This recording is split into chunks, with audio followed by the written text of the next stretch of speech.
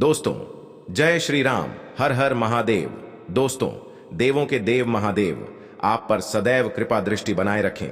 दोस्तों, चाहे मर जाना, मगर यह 3 बातें स्त्रियों को कभी मत बताना। दोस्तों, आज की वीडियो बड़ी ही ज्ञानवर्धक और बहुत ही रोचक है। आज की वीडियो का मकसद है कि कभी भी इन 3 बातों को स्त्रियों को अपनी पत्नियों को कभी नहीं बतानी चाहिए। जो भी पुरुष यह 3 बातें स्त्रियों को बता देता है तो वह पुरुष सदा के लिए ही गरीब रहता है, हमेशा दुखी रहता है। दोस्तों, वह कौन सी 3 बातें हैं जो पुरुषों को मरते दम तक अपनी पत्नी या स्त्री को नहीं बताना चाहिए? ये 3 बातें हम आपको एक छोटी सी कहानी के माध्यम से बताने जा रहे हैं। दोस्तों, अगर आप चैनल पर नए हैं तो चैनल ज्ञान गुरु वॉइस को सब्सक्राइब अवश्य कर लें।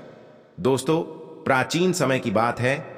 एक नगर में एक राम गोपाल नाम का एक व्यक्ति रहा करता था। राम गोपाल मन से बहुत ही भोला था और बहुत ही सीधा साधा था। उसने अपने जीवन में कभी किसी प्रकार का कोई पाप नहीं किया था और राम गोपाल की जो पत्नी थी थोड़ी भुलक्कड़ स्वभाव की थी और राम गोपाल के छोटे छोटे बच्चे भी थे। दोस्तों, राम गोपाल अपनी पत्नी से किसी भी प्रकार की किसी भी बात को नहीं छुपाता था और राम गोपाल अपने घर में अकेले ही काम करने वाला था। जिस नगर में राम गोपाल रहा करता था उस नगर में सबसे गरीब केवल राम गोपाल ही था। उसके अलावा नगर में कोई भी गरीब नहीं था। तो हर कोई राम गोपाल की पत्नी और राम गोपाल का गरीब होने के कारण मजाक उड़ाया करते थे। दोस्तों, राम गोपाल अपने गांव में जो बड़े बड़े सेठ थे उनके यहाँ नौकरी किया करता था और उनकी गायों को चारा या करता था, उनकी भैंस चराता था और इसी वजह से राम गोपाल का घर चल रहा था। उनसे ही 2 टाइम की रोटी मिल रही थी। परंतु एक दिन की बात है कि किसी कारणवश राम गोपाल जिस सेठ के यहाँ काम किया करता था उस सेठ ने राम गोपाल को बुलाया और राम गोपाल से कहता है कि राम गोपाल, अब तुम्हें कल से आने की कोई जरूरत नहीं है क्योंकि हमने तुम्हारे अलावा किसी दूसरे को काम पर रख लिया है। इसी वजह से अब हम तुम्हें नहीं रख पाएंगे और तुम्हारी जो पिछले महीने की पगार है उसे तुम ले जा सकते हो और यहां से जा सकते हो।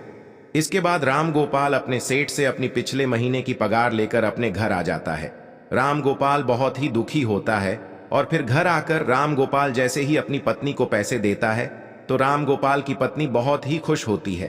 परंतु उसके बाद राम गोपाल जब अपनी पत्नी को बताता है कि मेरी नौकरी छूट चुकी है, अब कल के बाद मैं कहीं नहीं जाऊंगा, उस दिन के बाद से राम गोपाल अपने घर में ही रहता था क्योंकि राम गोपाल के पास अब कोई भी काम नहीं था। दोस्तों, उसके बाद देखते ही देखते कई दिन बीत गए परंतु राम गोपाल को कोई भी काम नहीं मिल रहा था और घर में रखे हुए जो पैसे थे जो उसे उसके सेठ ने दिए थे वो भी धीरे धीरे खर्च हो रहे थे। उसके बाद राम गोपाल इस बात को सोचने लगता है कि अब हमारे घर का खर्चा कैसे चलेगा। हमारे घर में कमाने वाला केवल मैं अकेला हूं और मुझे कुछ ना कुछ तो करना ही होगा, वरना इस तरह तो हम भूखे मर जाएंगे। दोस्तों, इस प्रकार देखते ही देखते कई दिन बीत गए और फिर एक ऐसा समय आता है जब राम गोपाल के घर में खाने के लिए एक दाना भी नहीं बचता है। राम गोपाल बहुत ज्यादा उदास हो जाता है और फिर मन ही मन अपने आप को कोसने लगता है। और फिर एक दिन और रात को राम गोपाल को अपनी पत्नी और अपने बच्चों के साथ भूखा ही सोना पड़ता है। और फिर जैसे ही दूसरे दिन सवेरा हुआ तो राम गोपाल घर से थोड़ी दूर एक जंगल में लकड़ियां काटने के लिए जाता है। तो राम गोपाल जैसे ही जंगल में लकड़ियां काटने के लिए जाता है तो राम गोपाल को एक संत दिखाई देते हैं।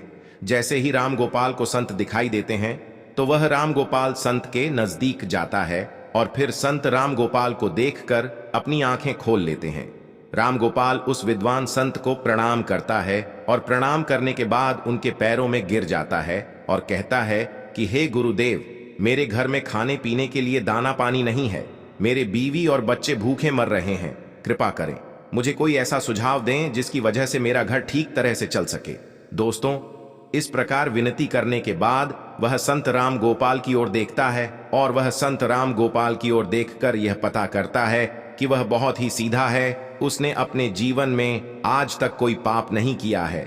उसके स्वभाव को देखकर वे विद्वान साधु राम गोपाल से कहता है कि राम गोपाल, मैं तुम्हें आज ऐसे एक पेड़ के बारे में बताने वाला हूं, अगर उस पेड़ के नजदीक जाकर तुम उस पेड़ से जो भी मांगोगे तो वह पेड़ तुम्हें लाकर दे देगा।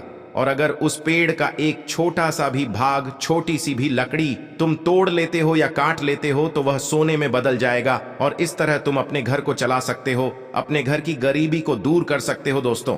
मगर संत राम गोपाल को यह बात भी कहते हैं कि अगर तुमने इस बात को अन्य किसी आदमी या किसी औरत को बताया तो उस दिन के बाद से तुम्हें वह किसी प्रकार की कोई वस्तु नहीं देगा और तुम्हें सब कुछ देना बंद कर देगा। दोस्तों, राम गोपाल तो सीधा साधा था। राम गोपाल उस संत के द्वारा उस पेड़ के नजदीक जाता है और पेड़ के नजदीक जाकर राम गोपाल को सबसे पहले अपनी बीवी और अपने बच्चों की याद आ गई, और फिर राम गोपाल सबसे पहले उस पेड़ से, उस वृक्ष से एक बोरी चावल मांगता है। जैसे ही राम गोपाल वृक्ष से एक बोरी चावल मांगता है तो झट से ही न जाने कहां से एक बोरी चावल राम गोपाल के सामने आ जाते हैं। राम गोपाल वह एक बोरी चावल को लेकर चला जाता है और घर जाकर अपनी बीवी और बच्चों को चावल खिलाता है और सभी भरपेट भोजन करते हैं। उस दिन राम गोपाल ने अपनी पत्नी को यह नहीं बताया था कि मैं चावल कहां से लाया हूं, परंतु फिर जैसे ही राम गोपाल दूसरे दिन उसके पास जाता है, राम गोपाल उस पेड़ से 5 सोने की मुद्राएं मांग लेता है, और जैसे ही राम गोपाल मांगता है, झट से पेड़ राम गोपाल को 5 सोने की मुद्रा दे देता है और राम गोपाल 5 सोने के सिक्के पाकर खुश हो जाता है और अपने घर को आ जाता है। घर आकर राम गोपाल अपनी पत्नी को सोने के सिक्के देता है तो राम गोपाल की पत्नी भी बहुत खुश होती है, और उसके बाद राम गोपाल अपनी पत्नी को सारी बात बता देता है, क्योंकि राम गोपाल की पत्नी जैसे ही राम गोपाल के हाथ में 5 सोने के सिक्के देखती है तो वह राम गोपाल से पूछने लगी कि आखिर तुम यह कहां से लाए हो। तो राम गोपाल अपनी पत्नी को सारी बातें बता देता है। दोस्तों, राम गोपाल अपनी पत्नी से कुछ नहीं छुपाता, मगर राम गोपाल को इस बात का भी पता था कि उसकी पत्नी भुलक्कड़ है, लेकिन वह सारी बातें अपने पड़ोसियों को बता देती है, जो भी उसे बताता हूं। लेकिन उस बात को भूलकर राम गोपाल अपनी पत्नी को सारी बातें बता देते हैं। उसके बाद देखते देखते कई दिन बीतते गए।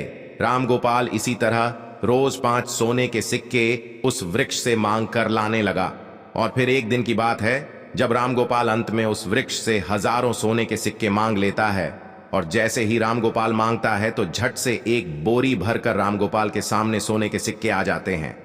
राम गोपाल एक बोरी सिक्के को अपनी बैल की पीठ पर रखकर अपने घर ले जाता है। दोस्तों, सोने के सिक्के पाकर और उस विद्वान संत का आशीर्वाद पाकर राम गोपाल देखते ही देखते बहुत धनवान हो गया। राम गोपाल के पास बहुत सारा धन हो गया। राम गोपाल जिस सेठ के यहां नौकरी किया करता था उससे भी ज्यादा तरक्की राम गोपाल ने कर ली, और राम गोपाल उससे भी ज्यादा धनवान हो गए। दोस्तों, ये सब देख करके राम गोपाल के सारे गांव वाले दंग रह गए, और वे सोचने लगे कि आखिर ये भुलक्कड़ स्वभाव का राम गोपाल इतना धनवान क्यों हो रहा है।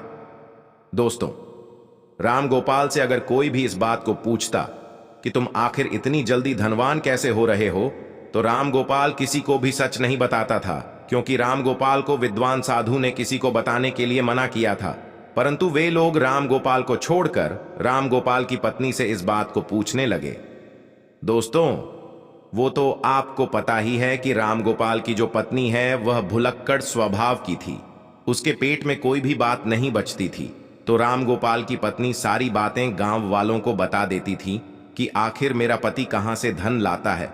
तो राम गोपाल की पत्नी सारी बातें उनको बता देती हैं, और देखते ही देखते राम गोपाल जब एक दिन फिर से उस वृक्ष के पास धन लेने के लिए जाता है तो वह वृक्ष राम गोपाल को धन नहीं देता है। राम गोपाल कई बार उस पेड़ से मांगता है, मगर राम गोपाल के मांगने पर भी वृक्ष राम गोपाल को कुछ नहीं देता है। दोस्तों, उस दिन राम गोपाल फिर से अपने घर जाता है और इस चीज के बारे में ज्यादा नहीं सोचता है, मगर जब राम गोपाल दूसरे दिन फिर से वृक्ष के पास जाता है तो कई घंटों उस वृक्ष से मांगता ही रहता है, मगर कुछ भी उसे प्राप्त नहीं होता है। फिर राम गोपाल निराश होकर वह सोचता हुआ अपने घर आ जाता है। तो राम गोपाल अपने घर आकर अपनी पत्नी से कहता है कि हे भाग्यवान, आज मैं वृक्ष के यहां जाकर आया हूं, मगर वृक्ष से आज मैंने जब धन मांगा तो वृक्ष ने कुछ नहीं दिया। कहीं तुमने किसी को वृक्ष के बारे में बता तो नहीं दिया। तो दोस्तों, राम गोपाल की पत्नी भुलक्कड़ स्वभाव की थी और वो अपने मन में किसी भी प्रकार की बात नहीं छुपाती थी, और इसमें कोई संदेह नहीं है।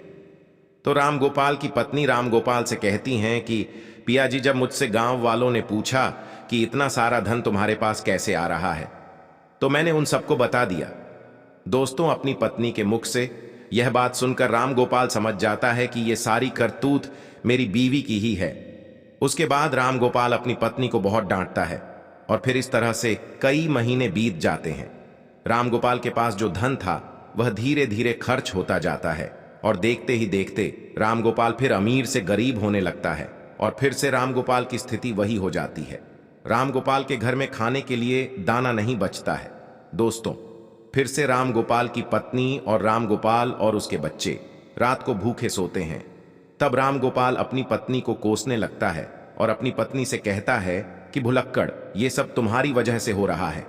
अगर मैं तुम्हें ना बताता तो आज ये दिन नहीं देखना पड़ता।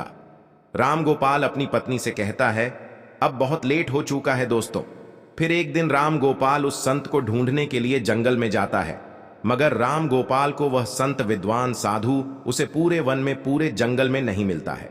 राम गोपाल को ढूंढते ढूंढते कई घंटे बीत जाते हैं और फिर कई घंटे बाद राम गोपाल को संत मिल जाते हैं। संत मिलते ही राम गोपाल उनके चरणों में गिरकर रोने लगता है और गिड़गिड़ाने लगता है और कहता है, हे गुरुदेव, आखिर मुझसे ऐसी कौन सी भूल हो गई है जिसकी वजह से आप मुझसे रूठ गए हो। आप ही मेरे दाता हो, आप ही मेरे विधाता हो। हे विधाता, आप मेरी भूल को माफ करें, क्योंकि मेरी एक भूल के कारण आज मेरे बच्चे भूखे सो रहे हैं, मेरी संतान भूखी है, इसलिए हे भगवान, आप मेरी सहायता करें। दोस्तों, उसके बाद भी विद्वान संत राम गोपाल से कहते हैं कि राम गोपाल, अगर ऐसी बात है तो मैं तुम्हें माफ करता हूं, परंतु आज मैं तुम्हें एक बात बताने वाला हूं और मेरी बात यह है कि कभी भी जीवन में ये 3 बातें हर पुरुष को अपनी पत्नियों को, अपनी स्त्रियों को नहीं बतानी चाहिए। जो पुरुष इन बातों को बताता है वो पुरुष हमेशा जीवन में सदा के लिए दुखी रहता है, सदा के लिए जीवन में गरीब रहता है। दोस्तों, उसके बाद विद्वान संत कहते हैं कि राम गोपाल, अगर इन 3 बातों को तुम आज से ही अमल कर लोगे तो फिर से तुम्हारे अच्छे दिन आ जाएंगे। तुम्हारे पास ठीक उसी तरह धन आने लगेगा जिस तरह तुम्हारे पास पहले धन था, फिर से आ जाएगा। तो दोस्तों, वह संत राम गोपाल को पहली बात बताने लगता है और कहता है कि सबसे पहली बात यह है कि कभी भी किसी पुरुष को अपनी पत्नी को अपनी कमाई का जरिया नहीं बताना चाहिए, क्योंकि अगर आप अपनी पत्नी को एक स्त्री को कमाई का जरिया बता देते हैं और अपनी कमाई के बारे में बता देते हैं तो उस कमाए हुए धन को खर्च करने पर रोक लगा देती है, अर्थात उस धन को बिल्कुल भी खर्च नहीं करने देती और साथ ही उसके कमाने के जरिए पूरे गांव में ढिंढोरा पिट देती है और अपनी बड़ाई समझकर, अपनी तारीफ समझकर लोगों को बता देती है, और जिसमें धनहानि एक पुरुष को ही होती है। दोस्तों, जिस प्रकार से राम गोपाल की पत्नी ने गांव के अन्य लोगों को कमाई का जरिया बताया था, ठीक उसी प्रकार किसी भी पुरुष को अपनी कमाई का जरिया और अपनी कमाई के बारे में कभी भी किसी स्त्री को, अपनी पत्नियों को नहीं बताना चाहिए। दोस्तों, दूसरी बात कि किसी भी पुरुष को अपनी पत्नी को अपनी कमजोरी नहीं बतानी चाहिए, क्योंकि जो पुरुष अपनी पत्नी को कमजोरी बताता है तो वो खुद फंस जाता है, क्योंकि अगर आप अपनी पत्नी को अपनी कमजोरी बताते हो तो वह बार बार आपकी कमजोरी को पकड़ लेगी और आपसे अपना काम करवाने लगेगी, उस कमजोरी को पकड़कर आपको दबाने लगेगी। और अगर आप अपनी कमजोरी अपनी पत्नी को बता देते हैं, आप अपने जीवन में हमेशा पछताते ही रहोगे। इसीलिए किसी भी पुरुष को अपनी पत्नी को अपनी कमजोरी नहीं बतानी चाहिए।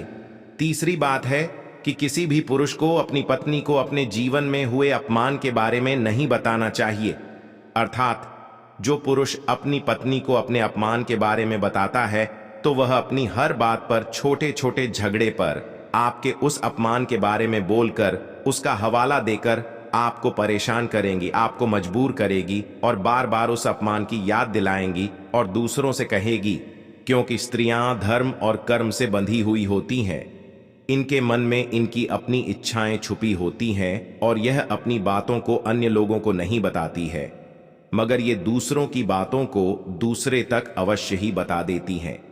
इसलिए अगर आप अपने अपमान के बारे में अपनी पत्नी को बताते हैं तो इसमें आपकी 100% मानहानि होती है।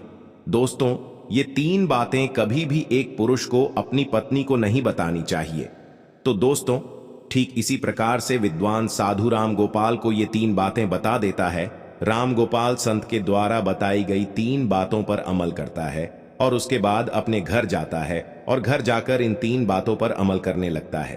तो फिर देखते ही देखते राम गोपाल के अच्छे दिन वापस आने लगते हैं। मगर उसके बाद में राम गोपाल उस विद्वान संत के द्वारा कही तीन बातों पर अमल करने लगता है और जब अपनी पत्नी को तीन बातें नहीं बताता है तो राम गोपाल रंग से राजा बन जाता है। तो दोस्तों, इस प्रकार यह तीन बातों को अपनी पत्नी से नहीं बतानी चाहिए।